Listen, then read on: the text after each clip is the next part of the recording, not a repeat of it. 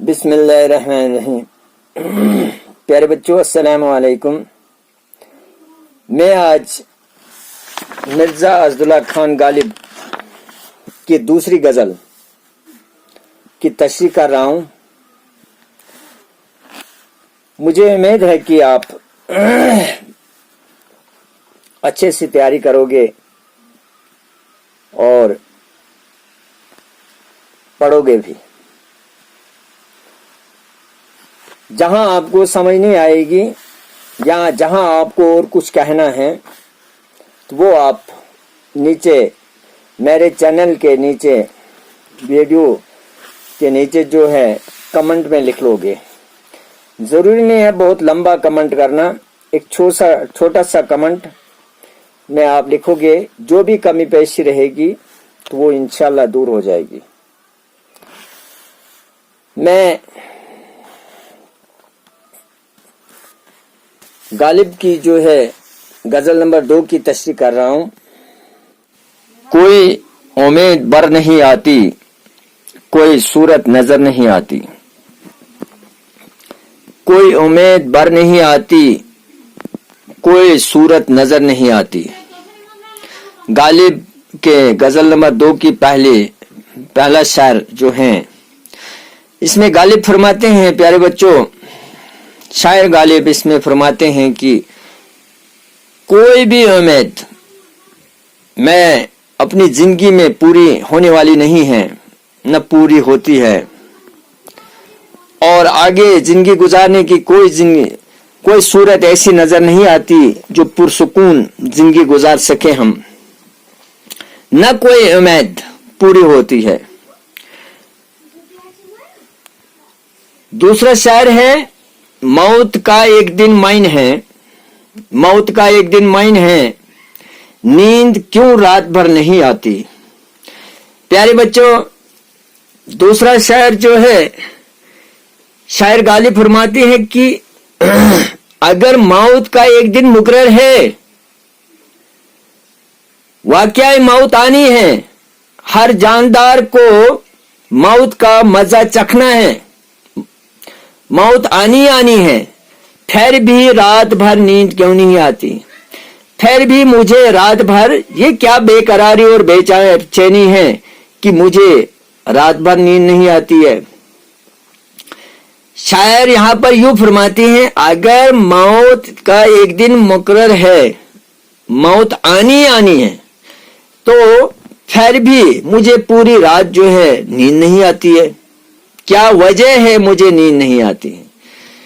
तीसरा शायर है बच्चों, आगे आती थी हाल दिल पे हंसी, आगे आती थी हाल दिल पे हंसी, अब किसी बात पर नहीं आती। शायर गालिब इसमें फरमाते हैं कि पहले पहले मुझे अपने हाल दिल पर हंसी आ जाया करती थी, तो पहले पहले मुझे अपने दिल पर हंसी आ जाया करती थी, यानी कि अब और किसी बात पर हंसी नहीं आती है। गोया कि शायद फरमाते हैं कि अब मुझे अपने दिल पर, अपने दिल के हाल पर किसी बात पर हंसी नहीं आती है, यानी कि मैं परेशानी, मुश्किलात और मायूसी में मुब्तला हूं, मैं डूबा हुआ हूं, यानी कि इन ख्यालों में डूबा हुआ हूं। अब मुझे किसी बात पर हंसी नहीं आती, यानी कि एक अनोखा और अजीब एक बात हो चुकी है। शायर फरमाते हैं कि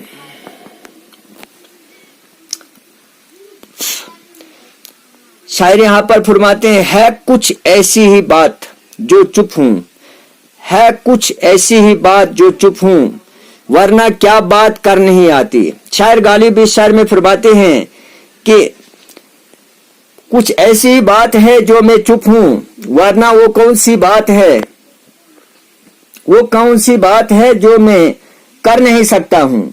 मगर कुछ ऐसी मजबूरियां हैं, कुछ ऐसे मजबूरियां हैं जो मैं कह नहीं सकता हूं, जो मैं कर नहीं सकता हूं।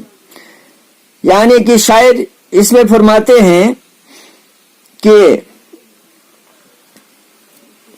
मैं इस वजह से खामोश हूं कि अगर मैं कोई शिकवा शिकायत करूं,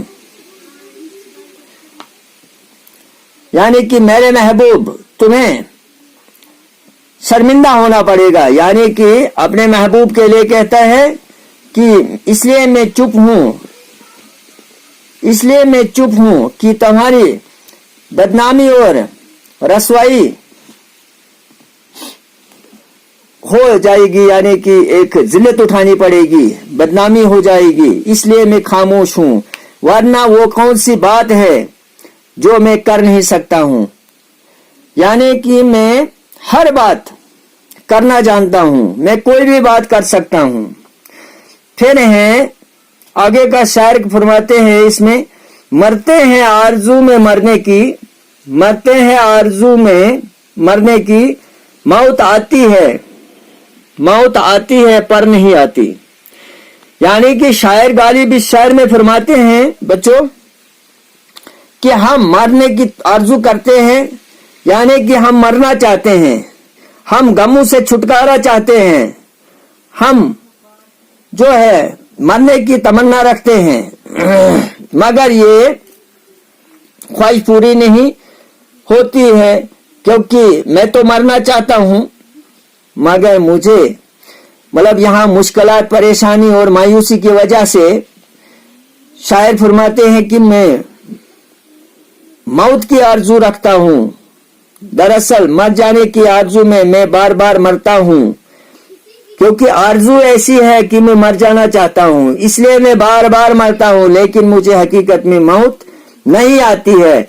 यानी कि मैं तो मरने की आरज़ू करता हूं, मैं मौत की आरज़ू तमन्ना रखता हूं, मगर मुझे मौत नहीं आती है। फिर लास्ट गजल नंबर 2 के मक्ता में शायर यूं फरमाते हैं बच्चों, काबा किस मुंह से जाओगे गालिब, शर्म तुमको मगर नहीं आती।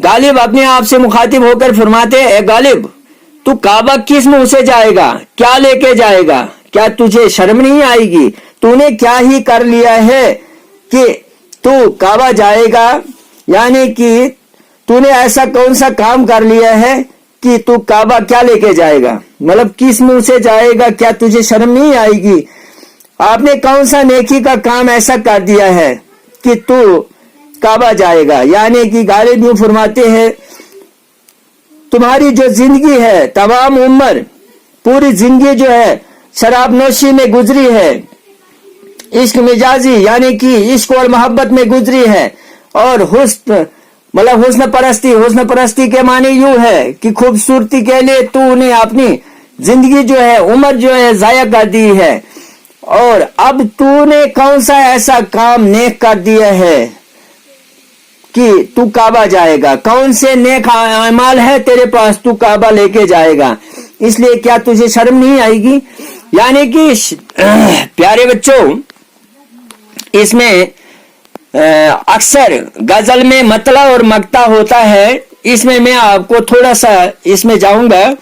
मतला क्या है, मतला में जो है गजल के पहले शुरुआत में मतला होता है, जिसमें हम जो वो शायर जो है पहला वो हम रदीफ और हम काफिया होता है, तो वो हम रदीफ और हम काफिया मैंने आपको पहले समझाया है, इसलिए उस शायर को मतला कहते हैं।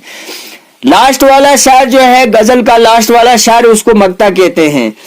मगर मक्ता क्यों कहते हैं, इसलिए कहते हैं कि वहां शायर जो है अक्सर अपना तखल्लुस इस्तेमाल करता है, इसलिए उस शायर को मक्ता कहा जाता है। और यह भी एक सवाल पैदा हो जाता है कभी कभार शॉर्टकट में कि मतला और मक्ता के बीच में, तो जब आपको इसमें जानकारी होगी तभी इसका जवाब दे पाओगे। गोया कि शायर जो है इसमें अपना तखल्लुस इस्तेमाल करता है, इसलिए ये इसको मक्ता कहलाते हैं। तो प्यारे बच्चों, आज इतना काफी है। मुझे उम्मीद है कि आप इस मेरे वीडियो को अक्सर पढ़ते होंगे और मेहनत से पढ़ते होंगे और देखते भी होंगे, तो और ज्यादा से ज्यादा इसमें आपको पढ़ने की